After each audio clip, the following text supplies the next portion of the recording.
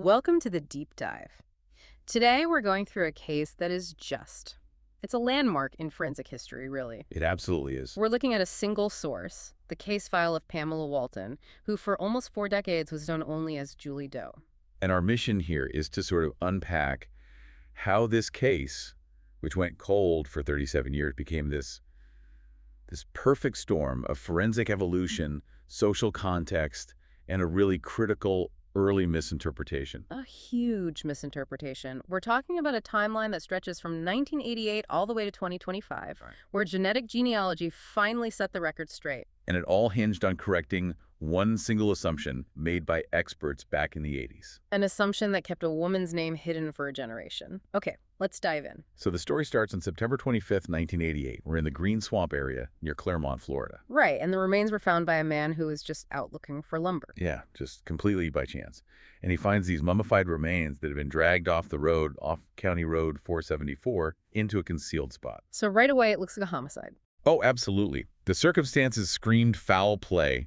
The victim was wearing a bluish-green tank top, an acid-washed denim skirt, and importantly, partially removed pantyhose. Which would suggest a sexual assault? That was the immediate suspicion. And there was nothing else there. No ID, no jewelry, no shoes, nothing to say who she was. So the case goes to the lab. The initial exam was done by Dr. William Maples. Right, the CA-Pound Human Identification Lab. And because of the decomposition, he couldn't determine an exact cause of death. But they knew it was murder. They knew it was murder, and they estimated she'd been there for a while, maybe 2 to 4 weeks, sometime between July and September of '88. And they actually put together a pretty detailed profile of her physically. They did, yeah. They estimated her as being tall, about 5'10", maybe 150 to 180 pounds. She had long, bleached, sort of strawberry blonde hair. And they noted she had these long, manicured fingernails, possibly artificial. Exactly. And some older injuries, too. Healed fractures on her toes, a rib, her cheekbone, maybe her nose. Things that happened long before she died. Then there was the cosmetic surgery, which is fascinating. Very. She had 250 cc silicone breast implants, and they could even date those pretty specifically. How? Because that model of implant was discontinued around 1983. So they figured the surgery was probably done around 1984. She'd also had a rhinoplasty, a nose job. Okay, so you're an investigator in 1988. You have a profile of a tall woman with cosmetic surgery. But then came the one finding that sent the whole investigation down the wrong path. This is the critical error. This is what put the case on ice for decades. When they examined the skeleton, they found subtle pitting and changes on the pelvis. And at the time, that meant one thing. It meant one thing and one thing only: the forensic science in the 1980s, childbirth. The thinking was that those marks were caused by the stress and hormonal changes of carrying a child to term. So they concluded she had given birth at least once. At least once. So now your profile is a tall, cisgender woman who is a mother who's had cosmetic surgery. And for 27 years, that's who they were looking for. And they found nothing. Nothing. Because they were looking for the wrong person entirely. So then we jump forward, all the way to 2015. Right.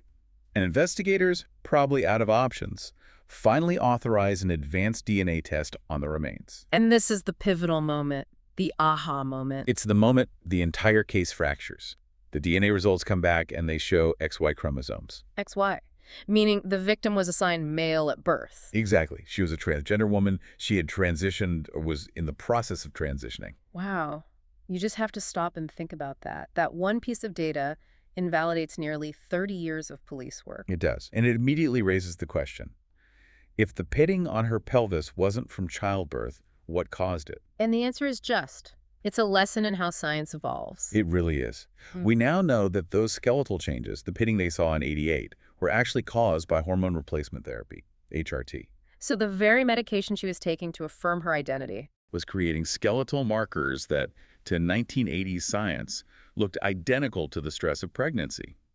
High-dose estrogen can affect bone density in the pelvis in a way they just didn't understand back then. That is an incredible systemic failure, misinterpreting medical care for childbirth. And with that new understanding, the investigation finally had a new direction.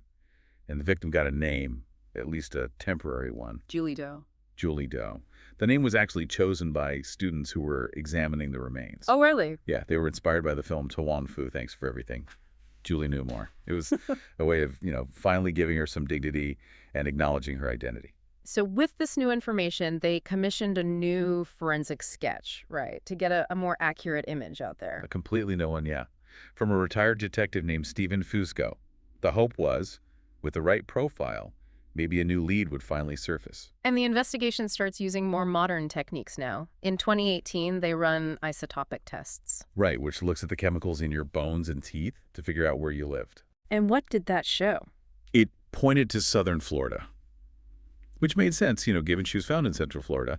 But then, in September 2024, they got a conflicting piece of information. For more DNA work. Exactly.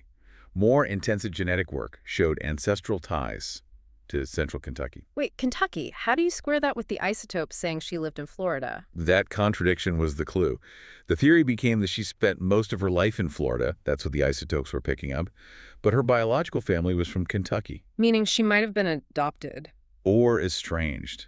Either way, it meant she probably wasn't raised by her biological family, which is a huge hurdle for an investigation. And that's when they turned to the real heavy hitters of modern forensics. It's genetic genealogy. Okay. They brought in the DNA Doe Project. But even that, it wasn't a simple fix. Not at all. And this part of the story just shows you the incredible perseverance needed. The DNA was so degraded from, decades in the Florida swamp. So the first attempt to get a usable sample. It failed? They tried a second lab? That failed too. They actually had to fundraise for a third attempt in 2018. That also failed. Wow. 3 strikes. 3 strikes. It wasn't until they went to a fourth highly specialized lab in January of 2020 that they finally got a DNA profile they could work with. 4 years. Just to get the data to start the search? That's unbelievable. It is. And this struggle, and this case, actually inspired 2 of the volunteers at the DNA Doe Project, Lee and Anthony Redgrave, to start something new. The Trans Doe Task Force. That's it. It was founded specifically to advocate for unidentified trans and gender nonconforming victims. They realized these cases have unique challenges. And one of their main goals is to prevent dead naming, right? It's a huge goal.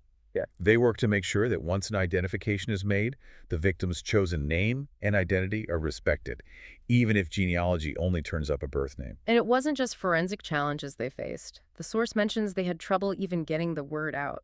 Yeah, that's just a wild detail. When they were trying to post about Julie Doe on Facebook to get public help, their posts were rejected as spam. How many times? 15 times, over 2 weeks. It just shows you the kind of systemic, almost invisible barriers these cases can run into.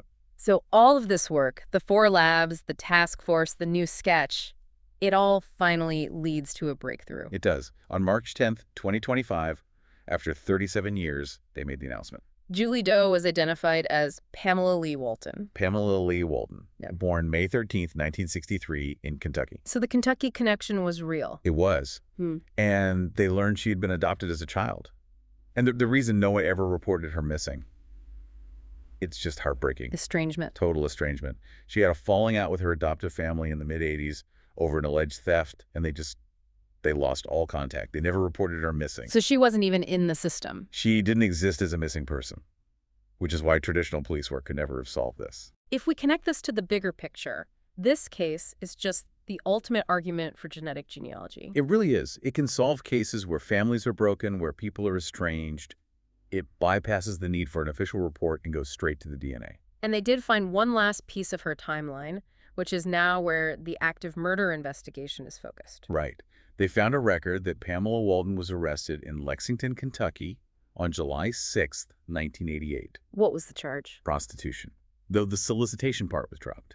And her body was found in Florida just 2.5 months later. So what does this all mean? It means her name is finally restored, Pamela Walton is no longer a Doe, but her murder is still unsolved. And the key is that 2.5-month gap. Exactly. What happened between that arrest in Kentucky in early July and when her body was discovered in Florida in late September?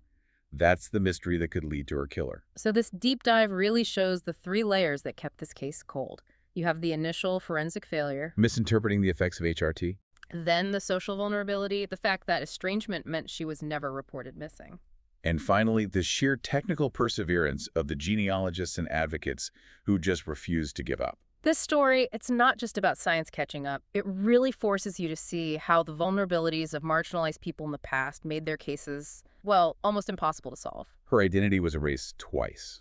Ah, first by her killer, and then by a science in a society that just didn't have the context to understand who she was. it makes you wonder, doesn't it? How many other Jane and John Does are out there just waiting for today's science to correct an old assumption about who they were? You know, Something to think about.